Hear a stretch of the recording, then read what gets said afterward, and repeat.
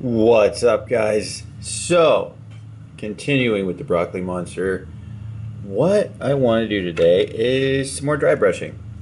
And so, got our same handy dandy dry brush, stiff bristles, and today I'm going to throw a little red in there. So, I'm going to use some Scarlet Red by Game Color Vallejo, and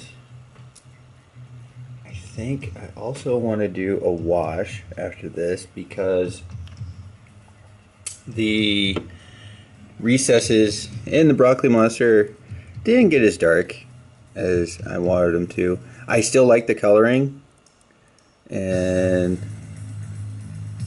yeah, I don't know, we'll see. We'll see what happens. I'll probably throw some more orange in there too, but we will see. So again, when you're dry brushing, just load your paintbrush. Okay. Take your rag, wipe it off. And if you don't wipe it off, what ends up happening is you end up painting. And I know that sounds strange because, of course, the whole point of this is to paint, but you end up just putting on way too much excess paint than you want to, because this, you just want the idea. You just want a little bit of the red to show up, especially with red. When you're dealing with red or blues, any of the darker colors, any primaries, except for yellow, it's really strong and it'll overpower, and especially if you know your color wheel. And red is the opposite of green. So they actually don't complement each other.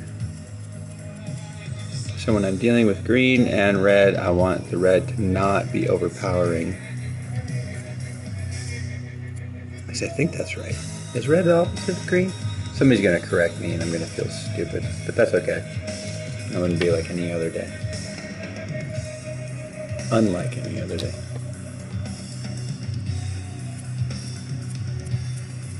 Trying to get a little bit, there's a little bit of a recess right there. A little indentation in the mold, but I think I'm gonna get some on the underside because that's still really green, but I'm already getting too much red. So I'm gonna throw in some orange. I'll wipe off my dry brush as much as I can to get that red out of there. And then, which actually worked really well. Go back to our Vallejo Game Color Orange Fire that we used yesterday. And right now I'm just trying to get a balance in between the reds, yellows, and greens to the point I want it to feel like the whole, I guess, story behind this mini is that it's a druid familiar. So I want to get the feeling that he's been around the block for quite a while, a few times. And so he's an older guy, and he's in the approaching the winter of his life, so he's in fall. So I like the idea that he's got this orange and all these colors, and it adds to personality, makes him fun, and it also makes him look like a stick of broccoli.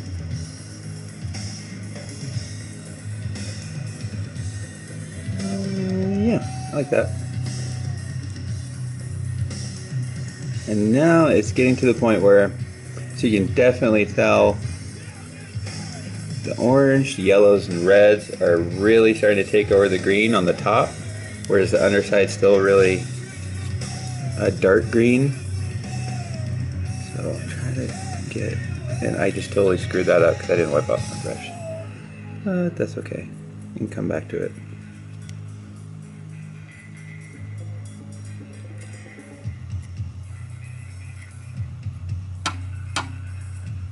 And this brush is way too long. Maybe you saw at the end. And it's a lot of yellows and oranges. I'll come back to that though and add dark green later in a wash. And right now, I will clean my brush real quick. and we'll move over to a wash color. So remember, we're just doing basic stuff, simple little steps. So far we've covered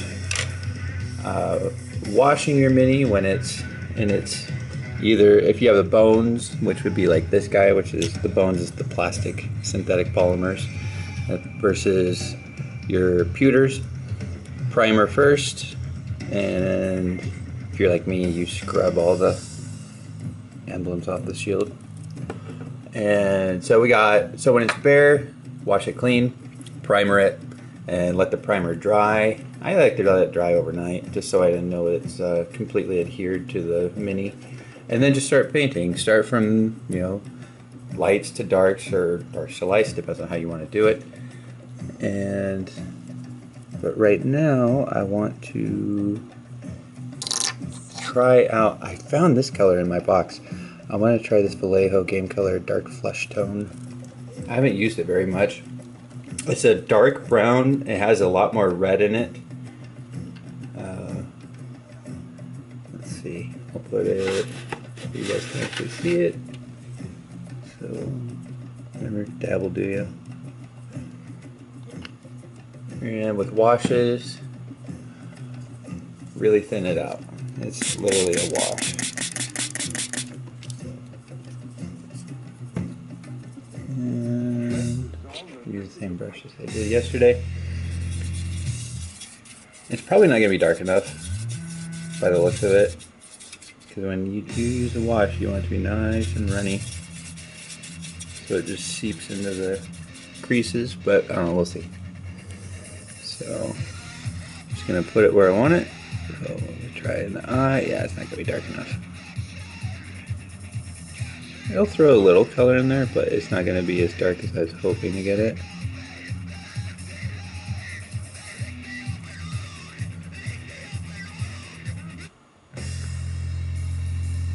But we'll see.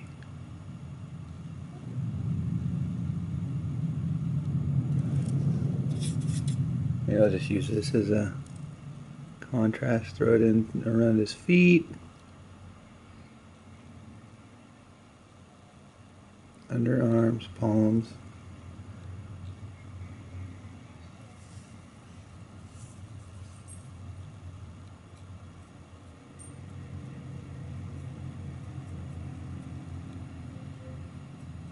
And anything that gets too dark, I can always come back and highlight later as well. But let's try to throw, I don't know if I actually have black. Oh, I do. Give it a quick shake. Ooh. Okay, this will be fun. So the tip's stuck inside. So I'll just take a dab off of that. Throw it in the brown, darken that up.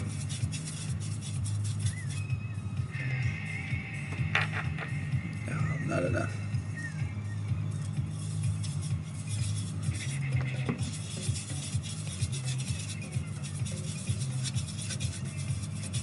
And usually, remember with washes, you want it thin, so if you add paint, add water.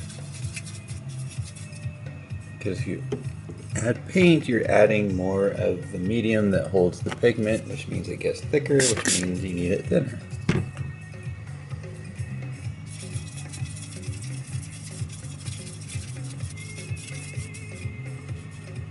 Try that. And usually when you're doing washes, it dries pretty quick. At least it should, hopefully.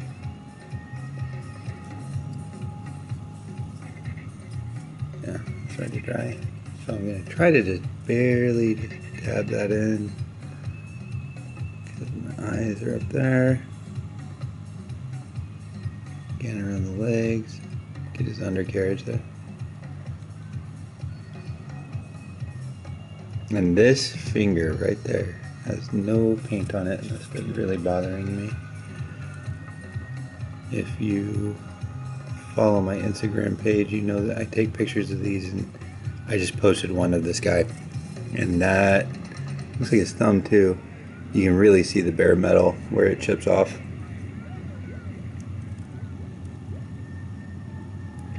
But again, you can fix that later when we're doing finishing touch-ups.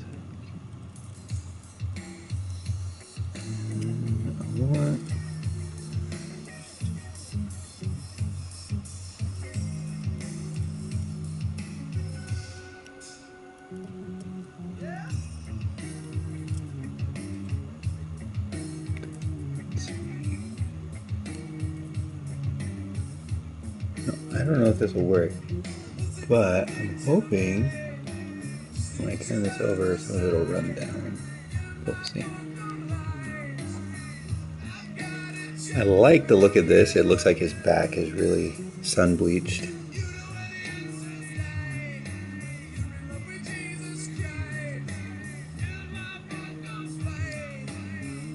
Which would probably happen if he was a little tree monster walking around all the time with his given age. Hopefully you can see the effect that's happening here where the watery pigment is running into the creases and adding a lot of contrast between the light and the dark. And you don't want to go real heavy, because then you end up, if you go too heavy, you end up you have to go back and basically redo everything. So right now I might have went a little heavy, so I'll clean my brush, wipe it off, and just come back in.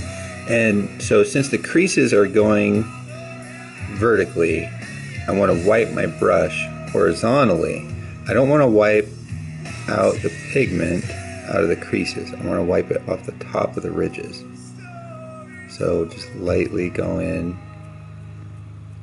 and every once in a while clean your brush again, because remember, you are picking up pigment. You don't want to spread it around. And I'm trying to get the areas.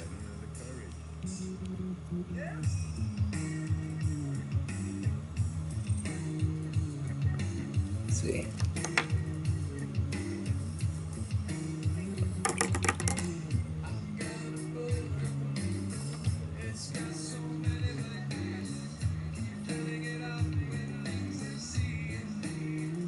And pull some of that out. Alright. And now, I really want the eyes and the mouth to pop. I am ready for those to start showing up. That's discerning. Now the cap's on there. So the question will be, if I turn it upside down, pull all this excess dried paint, because that's what happens. It goops up, dries inside the cap, and ends up forcing the cap to stick to it.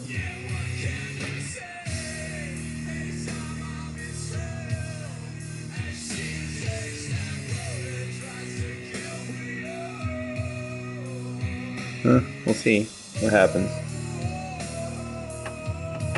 Try not to squeeze it too hard.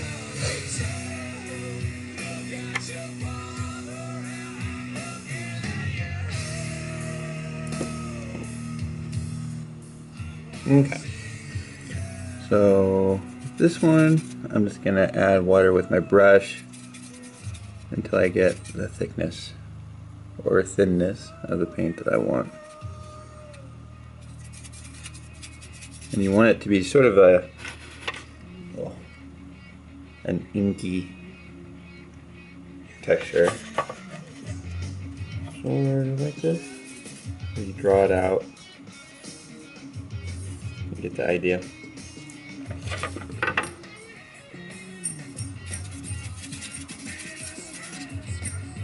Alright. So let's see if we can't. This is going to be too thick to totally do this, but try to get the idea that that's there.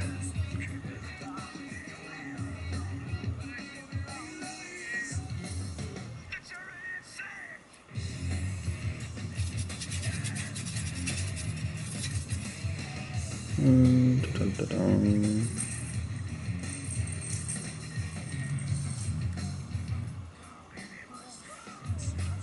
And if I work quickly, I'll be able to wipe off all this stuff that I'm putting on there. Okay.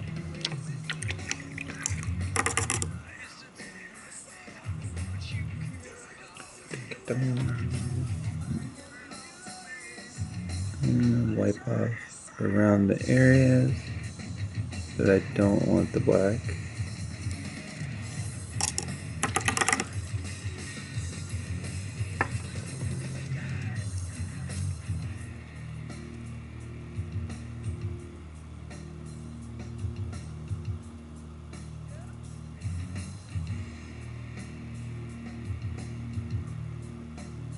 Except for now I'm wiping it right out. So go back, reapply, try and get it in there. Sometimes it will bubble up.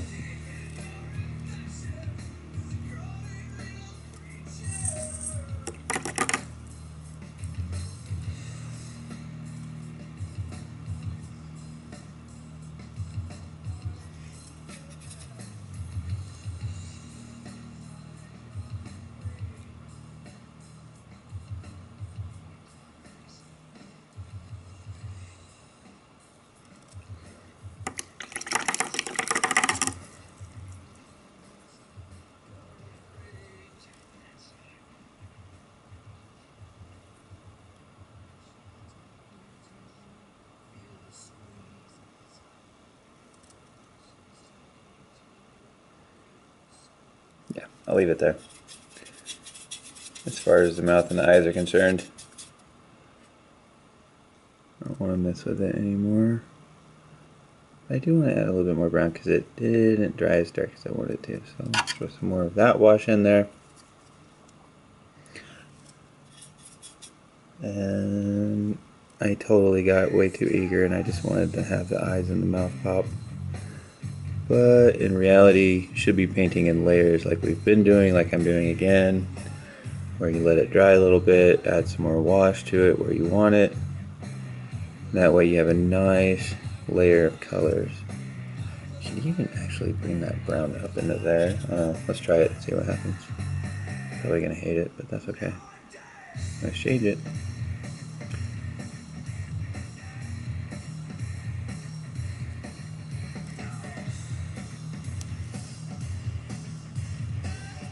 There's way too much green on that side, on the underside.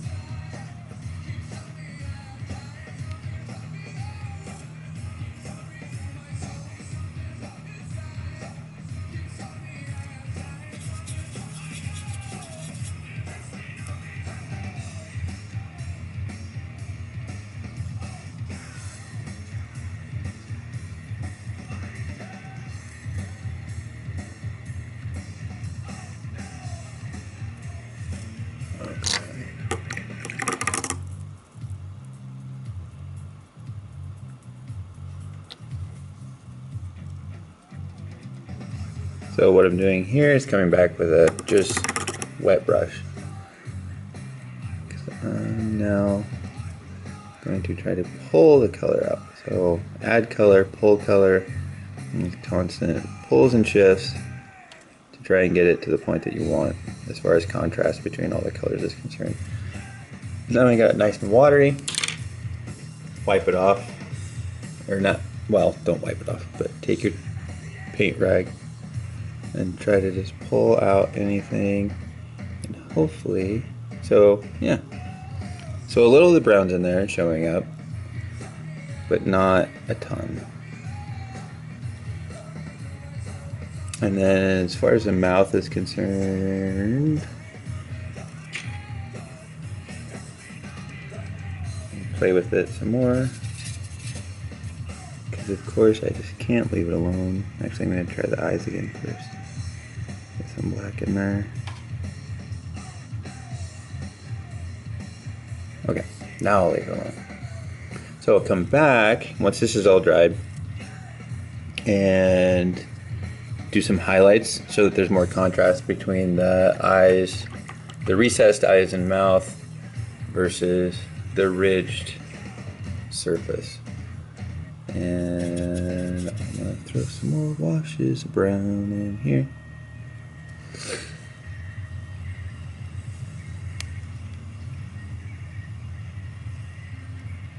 And maybe throw a little bit of red in there as well. Maybe the redwood sproutling.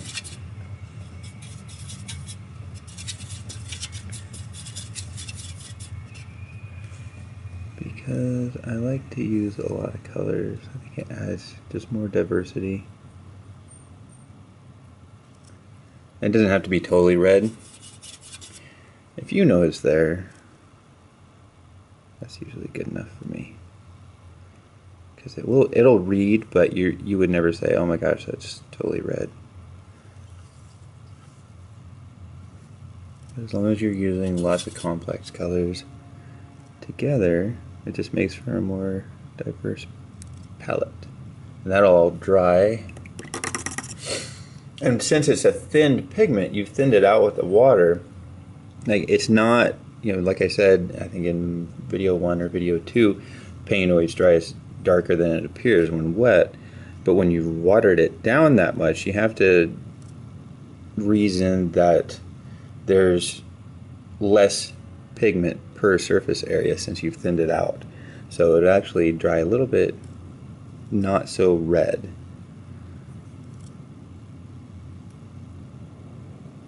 Look at that a little bit. I like to keep this back area clear.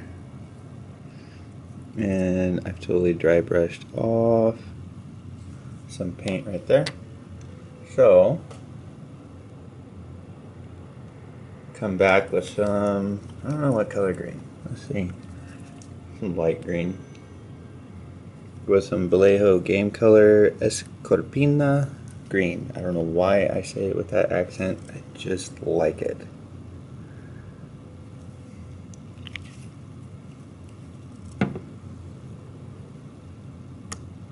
So we will see how this works out. Should I dry brush it on? No, I don't want to. So I'm just going to touch that up just to cover the bare metal. There's a few sparkling spots in there, so I just do some masking here.